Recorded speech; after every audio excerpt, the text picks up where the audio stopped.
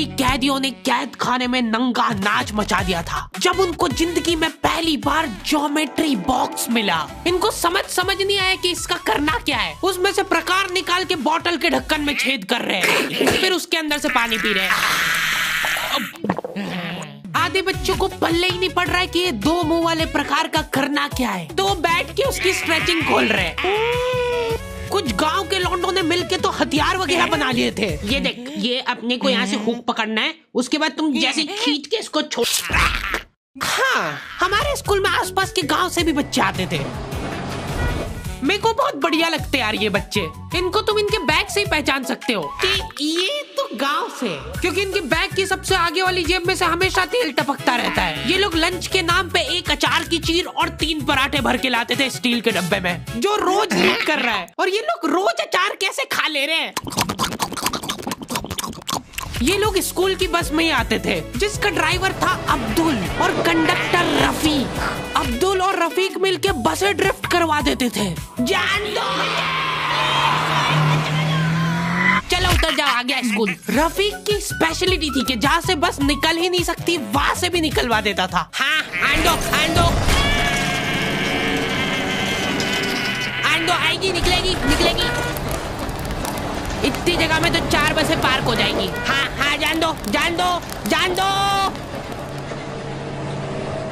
बस।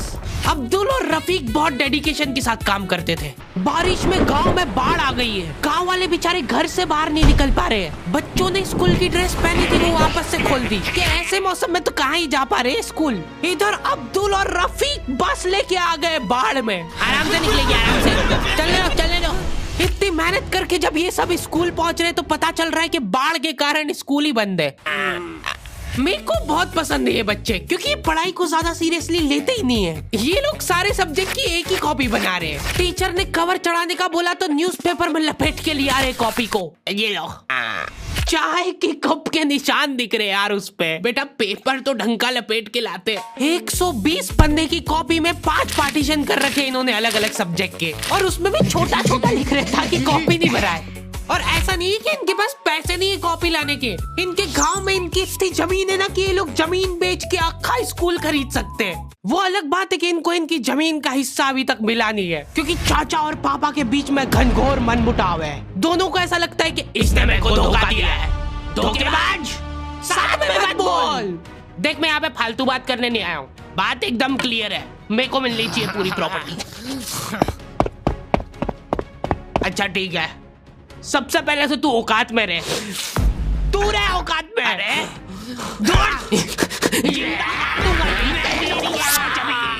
नहीं, दूर, अभी चालू नहीं हुआ है। इनकी बहन दोनों भाइयों का समझौता करने के लिए रेफरी बनी है। एक दूसरे को माँ बहन की गालियां देने के बाद वहीं पे उनको सॉरी बोल दे रहे हैं। सॉरी, क्योंकि दोनों के रिश्ते सेम ही पड़ते हैं।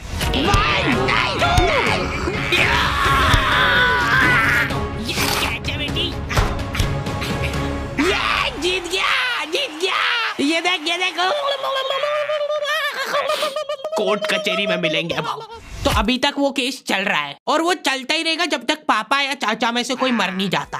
हमारी क्लास के बच्चे बहुत बतौकड़े थे, इनके मुंह का थूक खत्म हो जाता था बोल बोल के। अरे देखो, मैंने व्हाट्सएप स्टेटस डाला था उसका हाथ पकड़ के। अब उसको ऐसा लगा कि मेरा स्टेटस सबको दिखता है, पर मैंने सेटिंग्स में जाके स्टेटस सिर्फ उसको विजिबल कर रखा था।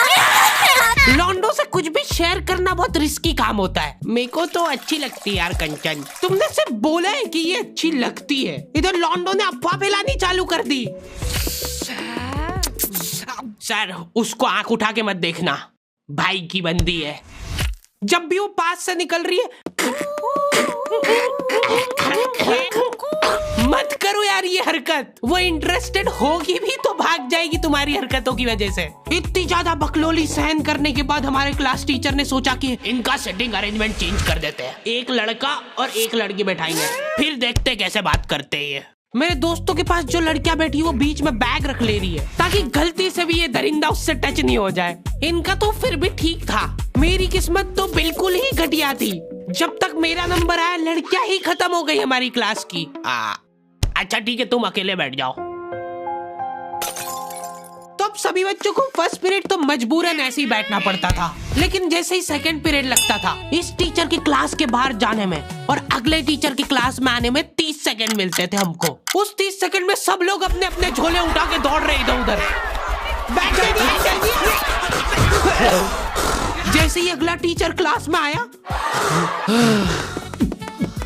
बेटा तुम सब हाफ क्यों रहे हो, तो सेकंड पीरियड में सब अपने दोस्तों के पास पहुंच जाते थे। लेकिन लड़कियों को उतनी भी सब्र नहीं है, उनको फर्स्ट पीरियड में भी बात करना है।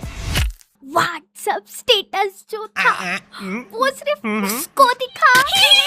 क्लास के इस कोने से उस कोने तक इशारों में बातें हो रही है इनकी। लिप सिंक पढ़ ले रही है लड़कियां इतनी दूर से। या लौंडो को चिल्ला चिल्ला के बताने के बाद भी समझ नहीं आती आधी चीजें। अरे तो तुम इसकी कॉपी नानी के यहाँ क्यों लेके गए थे? सर वो मेरे को लगा मैं वहां जाके पढ़ाई करूंगा। इनसे घर में, स्कूल में, कोचिंग में कई पढ़ाई नहीं हो रही है और 4 दिन के लिए कहीं घूमने जा रहे तो उसमें बैग में कॉपियां भर ले रहे कि अब होगी पढ़ाई।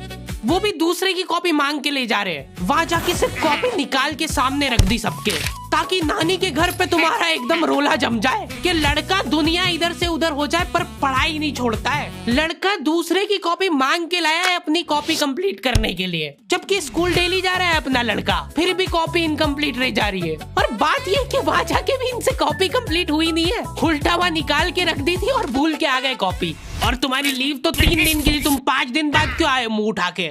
सर हम लोग तीसरे दिन पे निकल गए थे वहां से, और हम जैसे ही ऑटो रिक्शा में बैठे नानी जी ने रोना चालू कर दिया। अब जैसे जैसे ऑटो दूर जा रहा था मेरी नानी जी जोर से रोने लग रहे थे।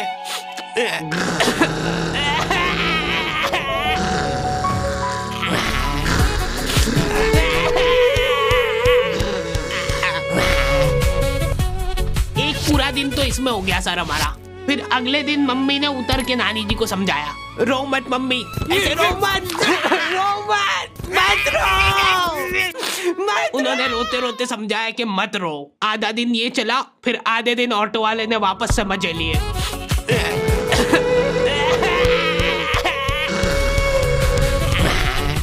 बहुत हरामखोर टाइप बच्चे आते थे हमारे स्कूल में। हमारी क्लास के कुछ बच्चों को जने क्या चुल मची कि स्कूल में फोन ले जाते हैं और वॉशरूम में जाके वो फोन में गाने चला के झुंड बना के नाच रहे हैं।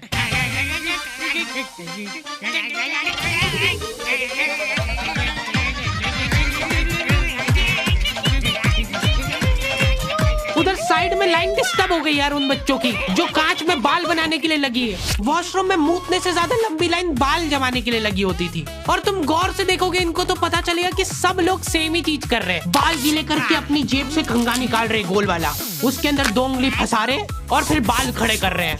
और बाहर निकलते से सारे टीचरों ने घेर रखा है इनको, क्योंकि इतने जोर जोर से गाने बजा के नाच रहे थे ये लोग। किसके पास है फोन, जल्दी से बता दो। मैम ऐसा कुछ नहीं, हम तो मुंह से गा रहे थे। किसी से भी पूछ, मैम इसके पास ही है फोन, हमको छोड़ दो, हम तो सिर्फ बाल जमा रहे थे। तुम कुछ कांड करते हुए पकड़ा जाते हो तो तुम्हारा दिमाग चलना ही बंद हो जाता है एकदम। इनसे पूछ रहे कि बताओ बेटा क्यों लाए तुम स्कूल में फोन?